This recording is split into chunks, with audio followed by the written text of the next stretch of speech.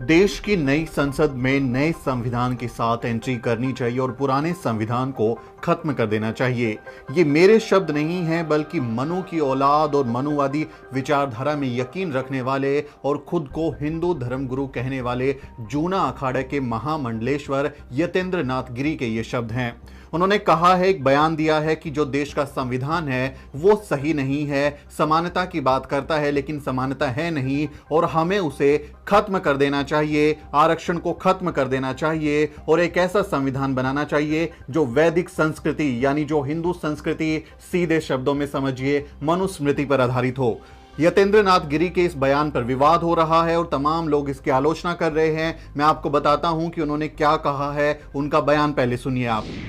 यतेंद्र नाथ गिरी ने कहा कि नई संसद के साथ नया संविधान बनाया जाए, ये सनातन हिंदू संस्कृति पर आधारित हो, जिसमें से एक देश एक नागरिकता की बात हो, धर्म, जाति और मौलिक अधिकारों को लेकर भेद न हो, क्योंकि मौजूदा संविधान इन आधारों पर भेद करता है। समानता की बात तो की जाती है मगर ऐसा नहीं है। नए संविधान में आरक्षण पर पुनर्विचार हो। उन्होंने कहा कि मदरसे पूरी तरह से समाप्त हों, आतंक और धर्मांतरण के लिए वहाबी मदरसे और मौलानाएं फंडिंग कर रहे हैं। तो ये बयान जूना अखाड़ा के महामंडलेश्वर यतेंद्र नाथ गिरी का है। ये वही शख्स है जिसके चरणों में ना जाने कितने SC ST और OBC समाज के लोग जाकर दंडवत प्रणाम करते होंगे, उसके पैरों में लेट जाते होंगे, गुरुजी कहकर उसके पैरों की धूल अपने माथे पर लगाते होंगे। और यही शख्स आपकी समानता, आपके बुनियादी अधिकार, आपके मौलिक अधिकार, आपके आरक्षण के अधिकार और आपको एक इंसान का दर्जा देने वाले बाबा साहब डॉक्टर अंबेडकर के संविधान को खत्म करने की बात करता है। ये वही धर्मगुरु हैं जो कहते हैं कि इस देश में मनुस्मृति का राज होना चाहिए, इस देश में हिंदू राष्ट्र बनाना चाहिए और इस देश में वो तमाम ऐसे नियम कायदे लागू होने चाहिए जिसमें किसी चुनिंदा जातियों को सबसे ज्यादा अधिकार मिले और शूद्र अतिशूद्र गुलाम बनकर रहें, दलित लोग गुलाम बनकर रहें। तो ऐसे लोगों की शरण में आप जाते हैं, उनके ये शब्द हैं। इस पर विवाद हो रहा है और सोशल मीडिया पर तमाम लोगों ने इसकी आलोचना की है। इस निठल्ले व्यक्ति की, एक व्यक्ति जो कि दूसरों के दान पर पलता है, अपनी मेहनत का कोई काम नहीं करता और दूसरों की मेहनत की कमाई से अपनी तिजोरी भरता है, उसके दान दक्षिणा से अपना काम करता है, उस व्यक्ति के ऐसे बयान पर विरोध हो रहा है और सोशल मीडिया पर तमाम लोगों ने अरेस्ट यतेंद्र नाथ गिरी हैशटैग भी चलाया। मैं आपको कुछ ट्वीट पढ़कर सुनाता हूं। वरिष्ठ पत्रकार और लेखक प्रोफेसर दिलीप मंडल ने अपने ट्विटर हैंडल पर लिखा है, ये निठल्ला मुफ्तखोर बाबा साहेब का संविधान बदलेगा और आरक्षण खत्म करेगा। इसे पकड़कर देशद्रोह में अंदर करना चाहिए। नरेंद्र मोदी ने संविधान की शपथ ली है, अगर सच्ची शपथ ली है तो अरेस्ट यतेंद्र नाथ गिरी।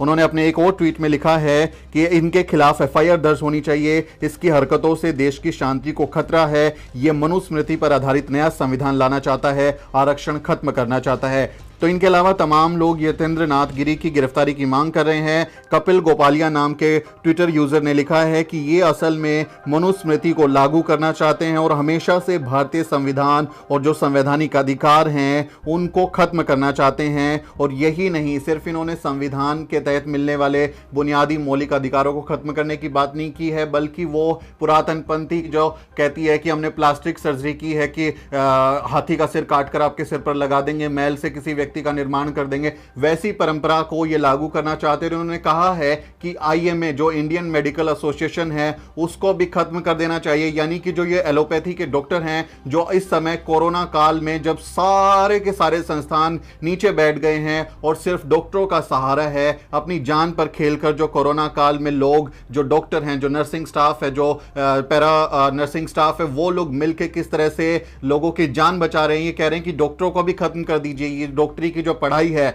जो विज्ञान की बात करती है, जो तर्क की बात करती है और जो कहती है कि सच क्या है उसको पहचानो, उस पर भी ये कह रहे हैं कि ये तमाम तरह की मेडिकल जो पढ़ाई होती है इसको खत्म कर दीजिए और वैदिक संस्कृति को थोप दीजिए और कहिए कि फिर आप जो है लाला रामदेव की तरह उनका काढ़ा पीजिए और कोरोनिल को ठीक कर लीजिए और हवा सांस भरिए, सांस छोड़िए और उससे आपका कैंसर का इलाज हो जाएगा और फिर लाला रामदेव की तरह 1500 करोड़ की संपत्ति जुटा लेंगे। तो ये वैदिक संस्कृति जो कि इस तरह के मनगढ़ंत और तमाम तरीकों की चीजों को बढ़ावा देने की की बात है वो इनके बयान में साफ निकल कर आती है। तो आपको सोचना होगा कि जब आप ऐसे लोगों के पास जाते हैं, अपनी मेहनत की कमाई को उनके चरणों में लिटाते हैं, उनकी तिजोरियां भरते हैं, वो फिर उस कमाई का करते क्या हैं? वो आपके बच्चों का भविष्य बर्बाद करने की बात कर रहे हैं। आपके बच्चे जो आज आरक्षण की वजह से कहीं नौकरी पा रहे हैं, कहीं अच्छे स्कूलों में पढ़ रहे हैं, अच्छा कोट पहन रहे हैं, अच्छी गाड़ी से चल रहे हैं, ये चाहते हैं कि उनके गले में फिर से हांडी आ जाए, उनके पीछे फिर से झाड़ू बन जाए और वो मनुस्मृति जो पेशवा राज में लागू थी उसी मनुस्मृति को ये दोबारा लागू करना चाहते हैं। तो ये हम सबको सोचना होगा,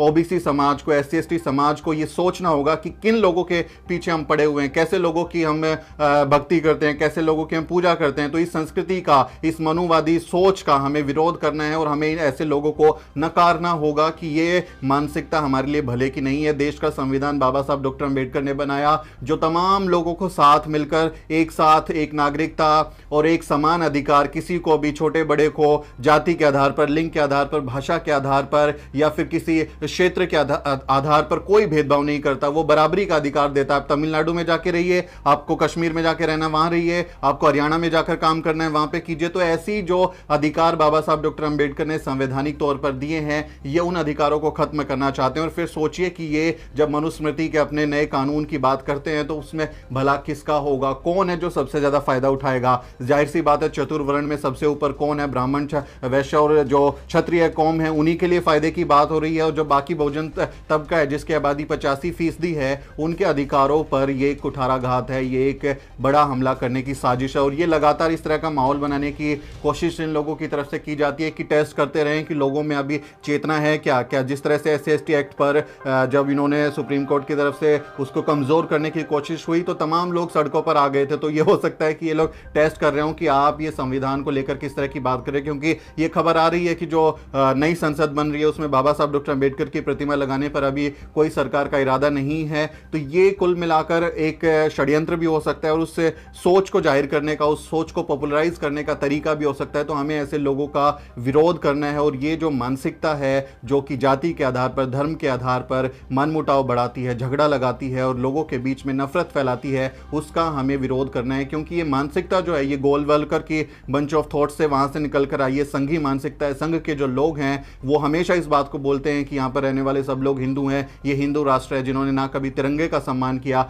जिन्होंने ना कभी बाबा साहब डॉक्टर अंबेडकर के संविधान का सम्मान किया और आज भी जगह जगह पर संविधान की प्रतियां जलाई जाती हैं। तो ऐसे लोगों की जो सोच है वो किसको फायदा पहुंचाएगी? ये तमाम लोग आज देखिए आप मंदिरों में, मठों में, जहां पर करोड़ों अरबों की संपत्ति है, ये उनके मालिक बन के बैठे हैं। राम मंदिर ट्रस्ट में जाने कितने ओबीसी समाज के लोगों ने, SC ST समाज के लोगों ने दंगों में अपनी जान गंवा दी, वो उसके एक तरीके से टूल बन गए उस पूरे आंदोलन का। और प्रधानमंत्री कौन बना? कौन है जो आज संपत्तियां बेच रहा है, चंपत रहा है? कौन है जो कि 2 करोड़ की जमीन को 18 करोड़ की मोल में खरीद रहा है, 18 करोड़ चुका रहा है? तो इस तरह से किसके घर भर रहे हैं, किसकी तिजोरी भरी जा रही है, कौन आपका नुकसान कर रहा है? ये बात हम लोगों को समझने की जरूरत है और ऐसे लोगों को हमें एक्सपोज करना चाहिए। आपका इस बारे में क्या कहना है कमेंट के जरिए जरूर बताएं। ये वीडियो अच्छा लगा हो तो इसे लाइक और शेयर जरूर करें और साथियों आपसे अपील है कि हमारे चैनल को भी सब्सक्राइब जरूर करें। मेरा नाम सुमित चौहान है और इस वीडियो को बनाने में मेरी मदद कर रही हैं मेरी सहयोगी अजरा परवीन। अगले वीडियो में मिलते हैं साथियों।